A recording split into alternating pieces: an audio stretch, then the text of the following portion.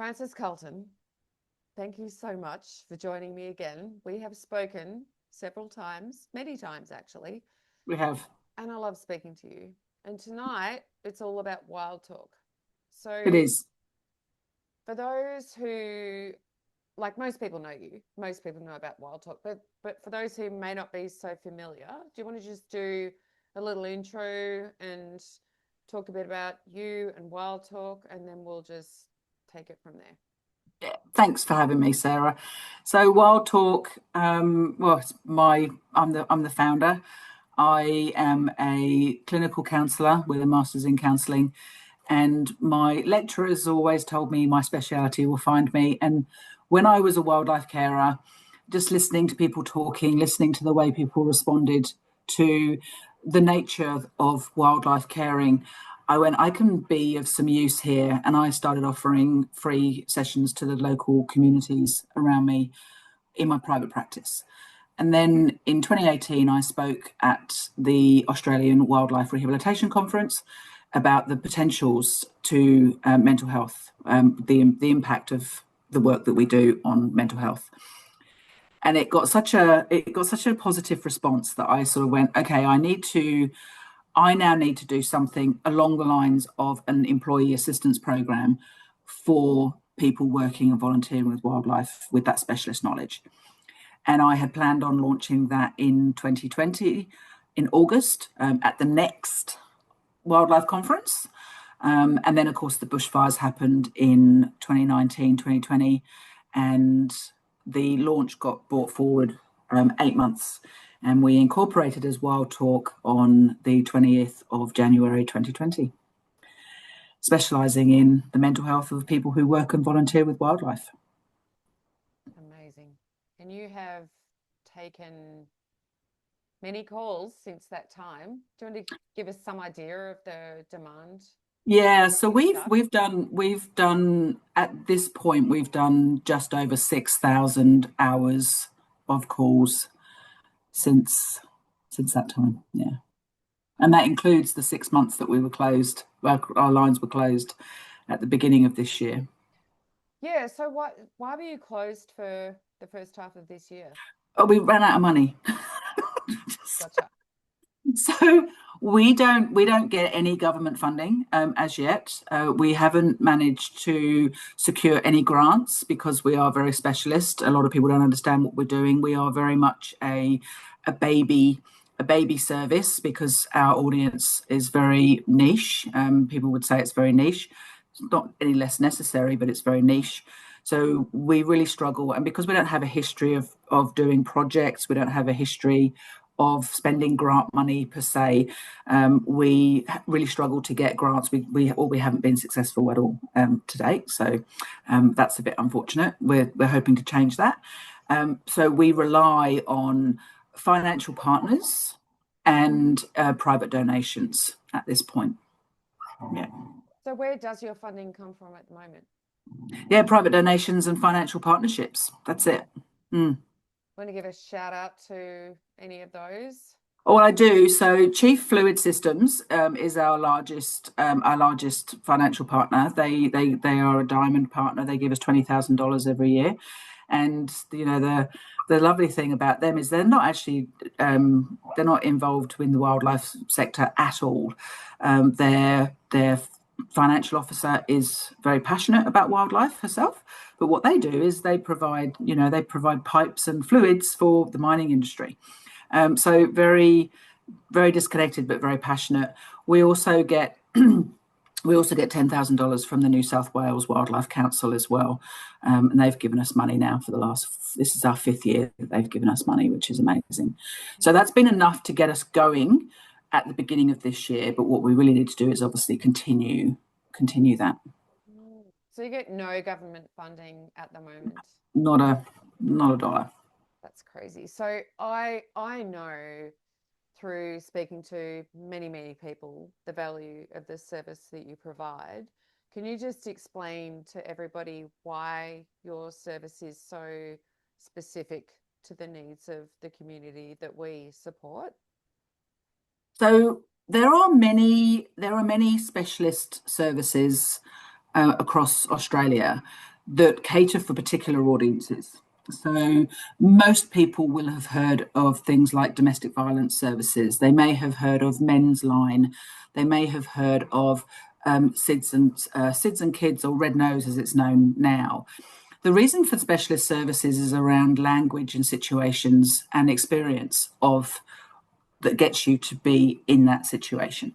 So when you are working in a particular area or you are experiencing a particular type of thing, usually that comes with specific experience. So in the case of drugs and alcohol, for instance, the understanding of the process of securing drugs, the understanding of how it impacts people, how the treatment will work, how you come down off drugs, how you will be re-triggered to start using drugs or alcohol again, is very specific to that experience.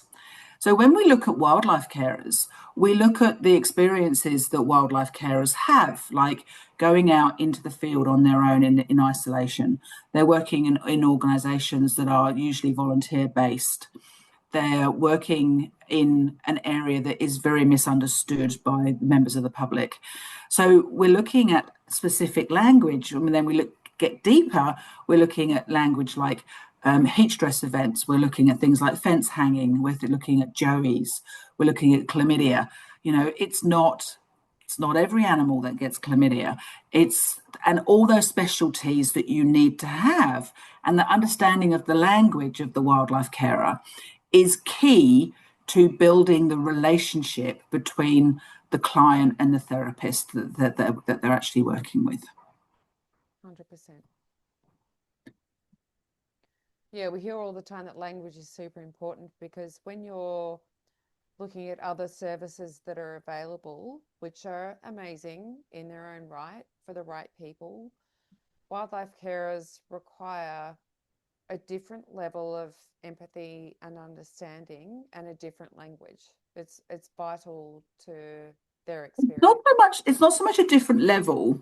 It's the language. It's the language that gives a different level of understanding. Yes. So the empathy and compassion and the feeling that we have for wildlife carers, or for first responders, or for whoever we're working with as therapists, that doesn't change. But it's the language that we can use around what that client has experienced to get them to be talking to you in the first place. So it's possible that they're coming to you with grief and loss, trauma experiences, maybe some interpersonal issues. Those things, the way we work with those things is universal. But the experience to get to those things is what's unique. So if you are working with trauma, for instance, and you are what I would refer to as a traditional first responder. So when we look at traditional first responders, we look at police, fire, ambulance, surf lifesavers. Okay, they're generally recognised as first responders. Wildlife carers are also a first responder. They're usually the first person on the ground. They're the ones that are doing the assessments. They're the ones that are getting the animals to help. But then what I call an unrecognised first responder at this stage. But when you look at someone like a policeman or a fireman or an ambulance person, they're working in teams, or at least pairs. Wildlife carers are working in isolation. So when they come to you as a client, as a therapist, if they're telling you of their experience, they're probably the first person that they've ever told what's happened. They haven't been working with a partner that's been able to debrief that immediately, either on scene or on their trip back to the office or back to the hospital. So it can be a very, very lonely and isolating job to be doing, working as a wildlife. And I say job and I say working because even though they're volunteers, it's a job and it's work because it's hard. It's hard and it's unpaid most of the time. And I think a lot of the conversation at the moment and the feedback that we're getting is that it's often unsupported. Like most wildlife volunteers have a small core group of people around them who support them. But there's a lot of politics at the moment, there's a lot of conflict, and people might be feeling pretty isolated. Um, and I think that's why Wild Talk is so important, Mm. because they have, a 1-300 number to call 24/7 to get the support that they need. So maybe just Yeah, and we answer, and talk we through do on that. answer the calls. So, if you ring 1-300 Wild Talk, we're somebody will answer the phone 24/7.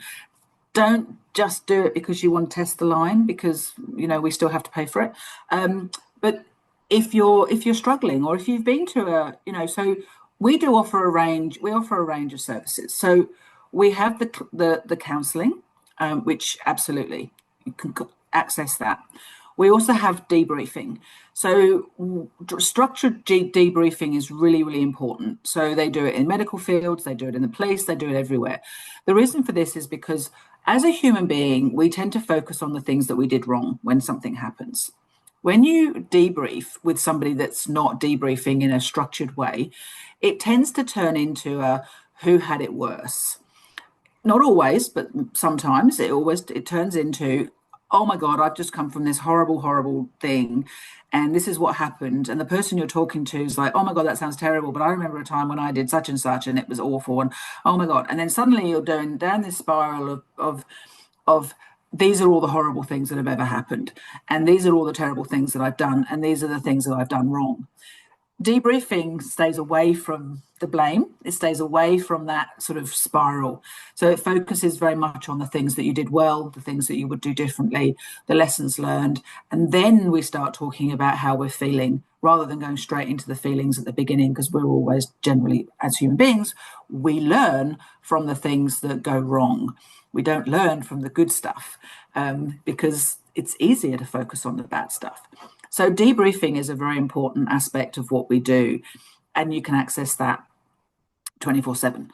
We also have a critical incident response as well. So this is where we actually send somebody out to your place of work, or your volunteering, wherever it is, when there has been a particularly large critical incident, and response. So we actually come out and we talk to you, and we sit with you, and we normalise, and we give you an opportunity to actually say, this is what's happened, and can you help us? We tend to do this when we have animals that have been in care for a long time, that have impacted a number of people, especially in wildlife sanctuaries and places like that. We also do it when we've lost carers to suicide, and a large number of people within their organisation have known them and have been impacted by that. And it's a really important service for people who have received that.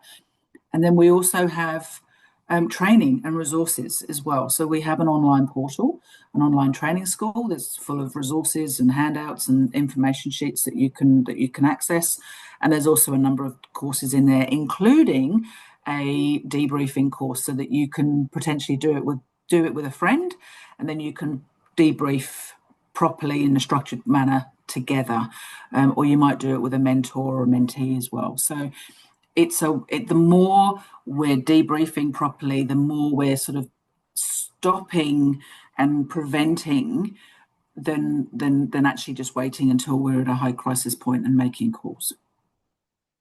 That's amazing. So what is it that keeps you going without funding?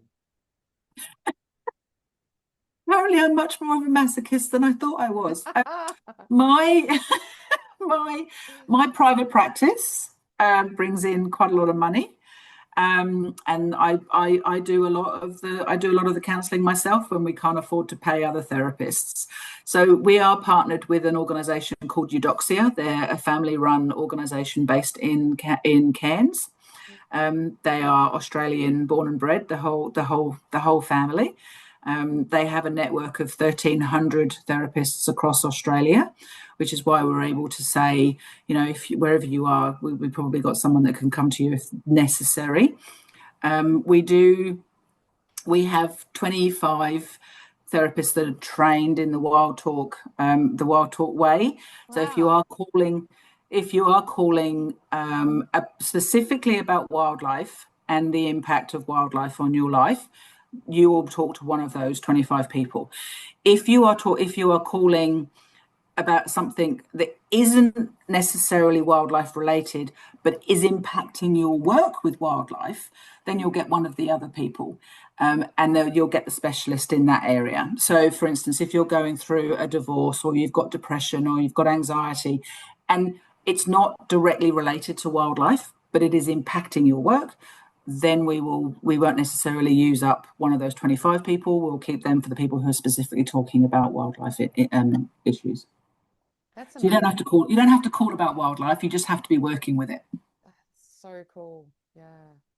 So really, it's for anyone who's volunteering or working in, as a carer, as a rescuer, as a Yeah, vet, as a researcher, you know, conservationists. whatever your involvement, you Yeah, have and access to. even if you're not directly like, so I've had people say, so I only do fundraising for my organisation. Can I call you?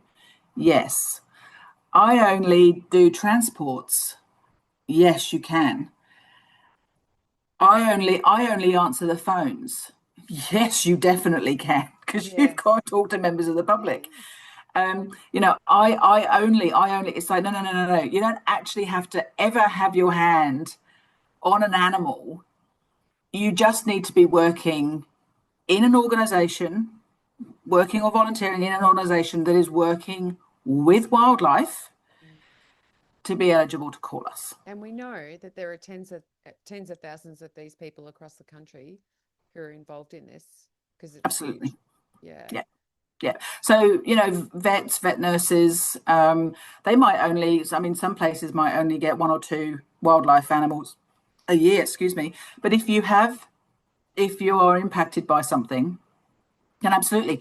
We also regularly talk to members of the public that have been impacted by something, whether they've seen something happen, they've been the one who has done something, they've found something that's particularly horrible, and they've been deeply impacted it. When there are things like culling activities, or building big, large building projects, and the animals are being impacted, we very often get activists and members of the public calling when those things happen. We also get members of the public during climate change impacts as well, like flooding or fires and things like that. When they're being impacted by the animals, we get them.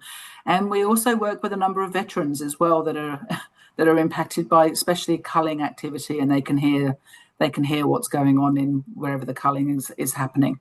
So it's really, if you're impacted by something or doing something with wildlife, we would love to hear from you. If you need to talk to somebody who's not going to just dismiss you as being somebody who wants to talk about an animal, that why would you want to talk about a wild animal? You don't have a relationship with it. It's like, well, yeah, I do. Well, I care about doesn't matter. It doesn't matter really whether you've just rescued an animal like 5 minutes ago or the one's been in your care for a while. it. Yeah. I think this whole community forms connections very quickly Oh, and yeah. I mean, I use it remember deeply. howling at a vet one day. I saw a kangaroo on the side of the road. I stopped to pull her off the road, and as I was walking back to her, I saw her Joey, probably about, maybe 3 or 4 meters away from her. It obviously been thrown out of her pouch. I picked up the Joey in order to reunite it with Mum, but Joey was still alive. So, of course, I immediately wedged this Joey straight up my jumper and onto my skin. I then took it to a wildlife carer, a very experienced wildlife carer, to have it assessed. And it was a velvet. There we go, language. It was a velvet. Yeah. And she said, unfortunately, his back's broken. And I'm like, oh, she's going to have to be euthanized. So I took him to the vet. So I'd had this Joey up up here next to my skin for about 20 minutes, and I took him in to be euthanized, and just even after that short amount of time, absolutely devastated. So it really doesn't take long to form a connection with Okay. these animals. Yeah, the impact is huge. Yeah. Mm-hmm. So what do you wish that wildlife carers and volunteers understood about good mental health related to all of this? So I talk about it all the time, but self-care is really, really important. Now, um, self-care can be getting your nails done. It can be getting your hair done. Self-care is when you spend just a little bit of time doing something just for you that doesn't benefit anybody else. So, I often have a joke with people that call and ask them when was the last time they drank their morning beverage while it was still hot. Yeah, that one. I think I've asked you this question, Sarah. Yes. And you, like many others, go, that's a bit of a foreign concept to me. I probably microwave it 2 or 3 times before I end up chucking it away and then just not bothering with one. Taking 5 minutes out of your day to drink your morning beverage or eat your cereal or do something for yourself can mean the difference between burning out and not burning out. So it's as simple as that. Sitting down and feeding animals, yes, it's lovely, it's relaxing, it's very rewarding, but it's not self-care. I have clients. It's like, oh, I've got to spend time with my grandchildren. That's self-care. No, it's not, because you can't switch off while you're doing it. You can't just be in yourself, centered with what's happening for you. You've got to keep an eye on the kids. You can't just let them go. You can't just go off you go and just not pay attention, because you're spending time with them. You're switched on. So self-care comes in many, many forms, and there's lots of resources about self-care on the portal Mm, for precisely this reason. But you know, we look at self-care and we look at it as being selfish. It's a little bit like sitting down and just sitting. It's not being lazy, it's rest. It's important. Rest, not sleeping rest is actually very, very important for the body and for the brain. well, it's So highly undervalued. yeah, it really is. It really is. I had an experience. It was a few years ago now. I had a list. I had a great big long list of things that I had to do one weekend, and I sat on the side of the bed on a Sunday night, and I was like, "Oh my God, I achieved nothing this weekend. Nothing. I didn't do. I think I ticked one thing off on my to-do list, and then I went, okay, but what did I do? And what I had done was I had gone to the cinema, I had brunch, I had an eggs Benedict at one of my favourite cafes. I had sat down, I had read my book, I'd potted around the house for a little bit and done some stuff that didn't need to be done but was done, and I felt good that I'd done. I think I might have dusted the bookshelves and tidied my bookshelf up or something. Didn't need to be done, but it felt good, and I was kind of like, oh look, they're all nice and neat and lined up. And I got into bed on the Sunday night and I was giving myself crap because I hadn't done the to-do list. And the to-do list was things like the laundry, empty the dishwasher, all the other stuff. But the thing was, I woke up on the Monday morning and I felt rested. Mm, And that was more important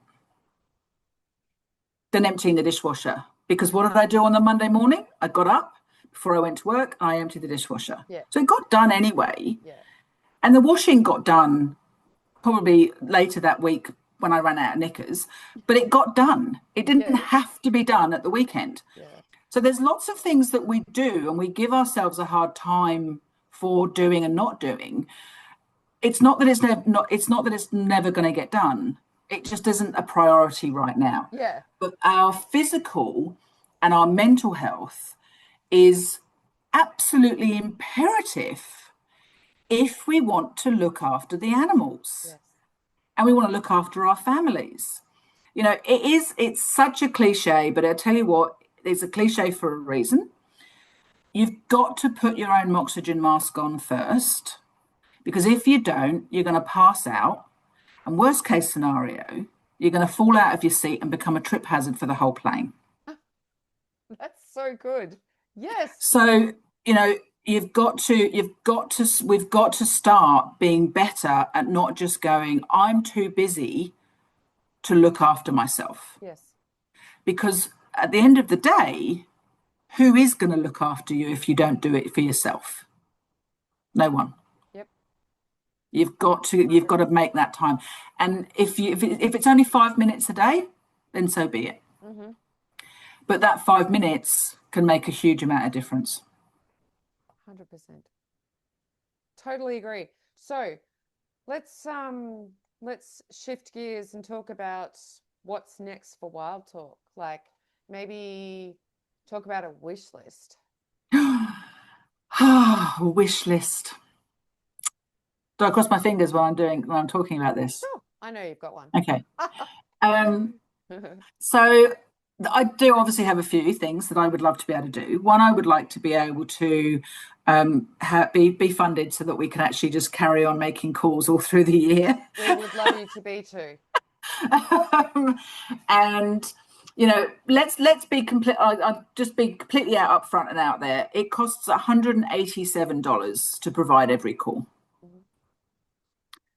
So it adds up really quickly. Yep. It's nearly $1,000 for 5 calls. Mm-hmm. So $30,000 doesn't go far very quickly. Yep. For the number of calls that you get. Yeah, I know. Yeah, absolutely. So we've already done, like, we've been going again for a month, and we're already up to, like, 25 calls a week. So, excuse me. So we're pretty much out already. Yep. But I've been taking probably 2/3 of those calls because my private practice isn't as busy as it has been. So and I don't generally charge for my time. Mm-hmm. So there's that. We also have a dream that we would have a mobile counselling unit. Yes, definitely need that. So do you want to talk about, do you want me to talk about what that would look like? 100%, please. Okay. Yeah.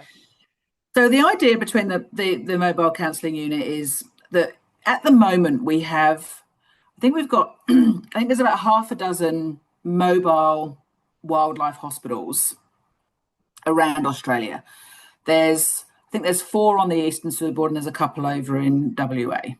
So the biggest one that we know of is probably Byron Bay Wildlife Hospital. Yeah. So Matilda is in the back of an enormous, great big truck, and it expands out on both sides, and it is a fully mobile hospital, including things like X-ray, and it's just, if you're ever in Byron Bay and you go to the Byron Bay Wildlife Sanctuary, Matilda is parked in the car park, and they do allow people to go in and have a bit of a peek. It's absolutely worth having a peek because it's state of the art. It's phenomenal. Anyway, I could go on about it for ages because it's just an amazing thing. So what they do is when there's a disaster, they pack it all up, they get someone in the driver's seat, and off they go. And they go and they park it at a natural disaster area. And what happens then is they open the doors and people can bring wildlife to the mobile hospital for treatment. Now, at the moment, what happens is that the veterinary staff, so the nurses and the vets, spend about 50% of their time dealing with the human element of that process and not with the animals. So I've been working with Stephen Van Mill, who is the director of the Byron Bay Wildlife Hospital. And what we've talked about is that the idea would be that we would sit next to them and we would be the liaison between the veterinary staff and the human. Amazing. So we would get the updates. We could then pass that on, and we can do the caregiving for the human being rather than the veterinary staff trying to do it when they're trying to be the caregiver for the animals, which is what they're there for and what they're very, very good at. Now, they're very good at the human element as well, but it's not their speciality, whereas it is ours. So Well, to take that's the that idea. pressure off and really Yeah. like, yeah, it's Well, it would also mean that they would be able to treat a lot more animals. yes, yeah. And at the moment, they don't charge for any of their treatment of No, wildlife. Is no, but they do have some funding, and they because they've got the wildlife sanctuary there as well. They've got an income. yep. So they're able to use some of that income to do things like fundraising and do all those lovely things because we don't have any income at all beyond me But selling you snake. need funding for Wild Talk. Simple Yeah, as that. well, we do have some income. So I'm because I'm a crafter. Yes. Um, I sell I sell snake bite bandage kits that I make. So I make these lovely little canvas bags that you can hang on your belt and take them, and they have a pen and a snake bandage and a few other things and instructions and everything in there. So I make those. I also sell my original artwork as well. I make Where is crystal all this bracelets. available? Markets when I get my time to get market. I can't. It's not online because everything's unique and individual, and it would take way too much time to administer. And sending stuff out, it would just take too much time. So I occasionally do markets, like do fundraising market stalls and things like that. Yeah, amazing. And then all that stuff's available. So if you had your Oh, and mobile bath unit, salts. I also have bath salts as well. love it. But if you had your mobile unit at the market stall, All that stuff would be available. So the idea would yeah, be that if we had the mobile unit, it would be set up like a count inside. It would be set up like a counselling space. yeah, We would be able to roll out. We'd be able to roll out a barbecue, like 'cause we'd have like one of those pull-out barbecues and yeah, stuff. So we'd be able to sort of do it, not big catering, but if somebody needed to have something to eat, they would be able to. yeah. There'd be chairs and things like that, so we could, have a sort of a supportive space outside the front.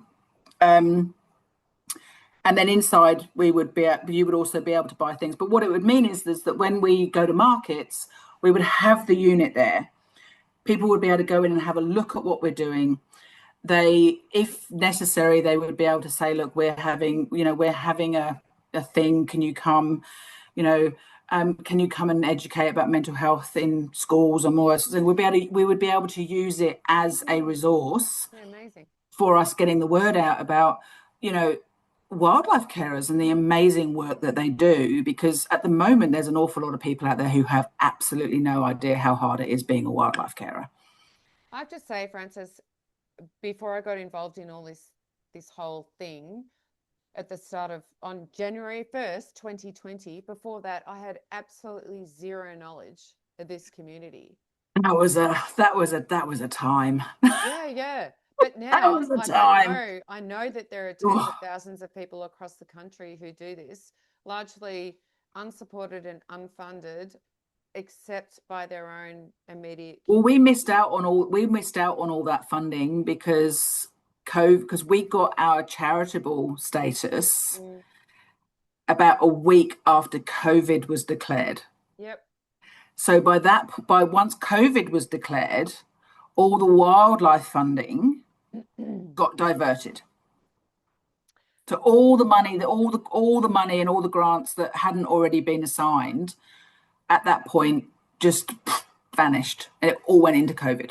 Okay, having said that though, there was Mm. an organization that got 100 million plus um, during COVID after the bushfires, and they have not supported you with funding, as far as I'm aware, despite the call out from their membership that your service is needed. Yeah. And that's not to diss any of the other services that are available that have their place. They're amazing. No, But so there is so Black Dog provide a stress clinic which is available to first responders. yep. But They wildlife carers are not yet recognised as first responders, and they No, should but they be. are recognised by this program. Yeah. And the work that they're doing is amazing. However, there is a slight issue in so much as their focus is very much on the traditional first responders. So they don't necessarily have the language of the wildlife carer. Yes. There's also a process that you have to go through to contact a human being. So you start by doing the self-assessment tool, and then there's other steps that you have to do. There's also between an 8 to 12 week wait before you actually speak to a human being, if you're going to speak to a human being. And this is the one thing I wanted to bring up, that you have that wait with them, but with you get an answer immediately. Well, you call triage, 1300 right? and you speak to a human being, and then you will make an appointment. Yep. And you will normally have an appointment within 3 to 4 working days. Yep. And then, And but if you are difference, because if you're in crisis, you'll probably speak to somebody within a couple of hours. Yeah. Yeah. And this is the big difference between the other services, which have their place, and yours. Yeah, they really do. And the other thing, I mean, like we've had a lot of callers who have been admittedly have said, I was wary about calling WildTalk, and I'd be like, okay, tell me more. And invariably they've been to see a therapist either through their workplace employee assistance program, or they've been to see a therapist through the mental health care plan system, which is very big in Australia, through the GPs. But the person they've been speaking to hasn't understood the calling aspect of being a wildlife carer. Yeah. You don't become a wildlife carer because it's fun and it's light and it's easy. It's expensive, it's draining, it's hard work. So I've had people say to me that therapists that don't understand the work that they're doing have actually suggested that they try a different hobby instead. And this is deeply fracturing in the therapeutic, in what we call the therapeutic alliance, which is the relationship between the client and the therapist. But it's also very, very damaging to the client, who then potentially goes, well, that therapists don't understand me. They don't understand why I do what I do. So I'm never going to talk to somebody again, because there's no point, because they don't get me. So this is one of the reasons why we're constantly having this conversation around how important the language is and how we understand the experience. I myself, I'm the founder, I have been a wildlife carer.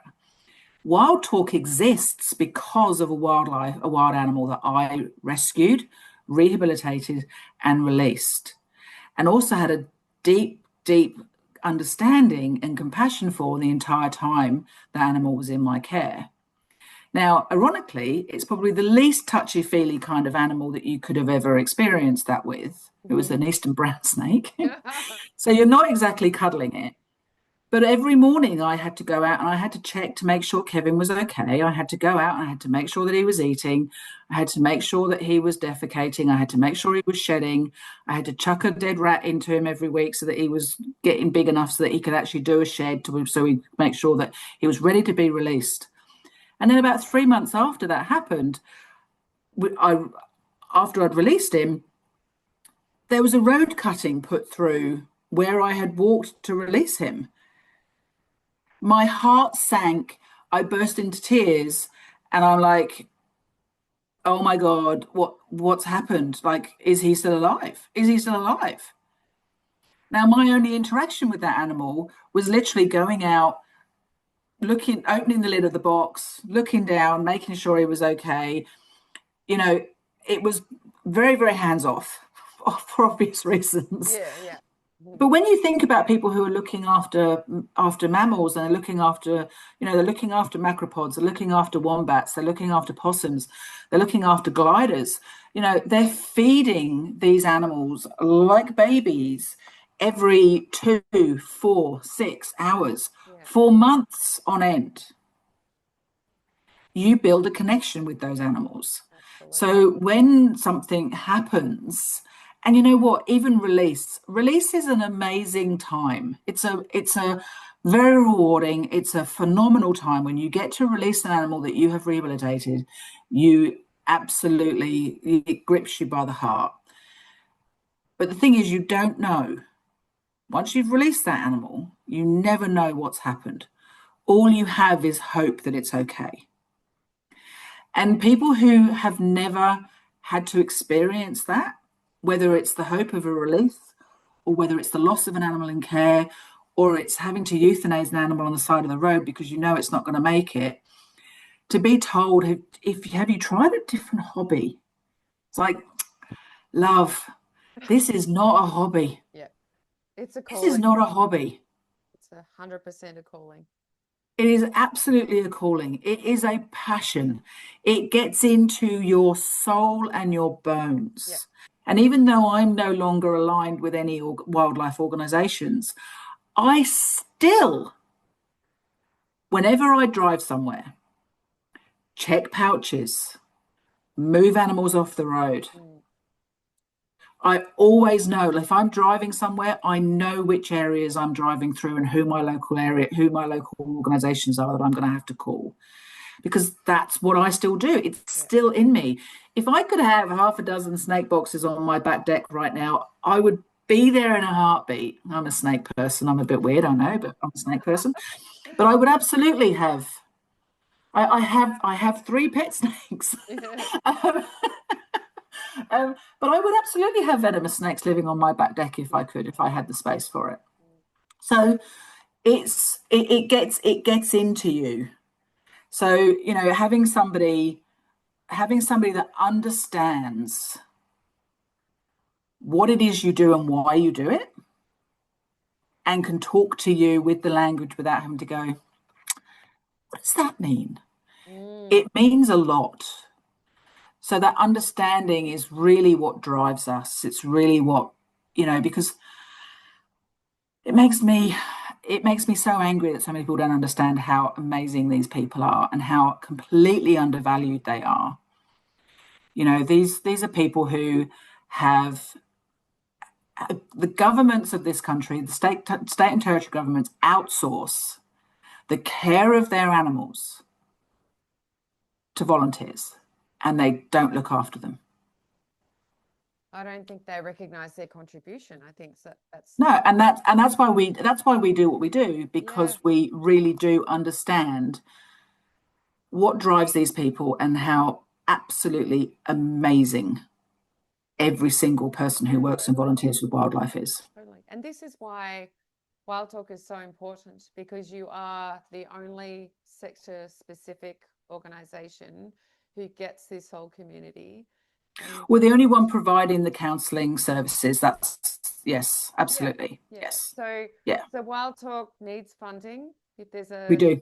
you know, philanthropist out there, or anyone who wants to support the organization, you're then supporting the tens of thousands of wildlife rescuers and carers who volunteer across the country, Mm.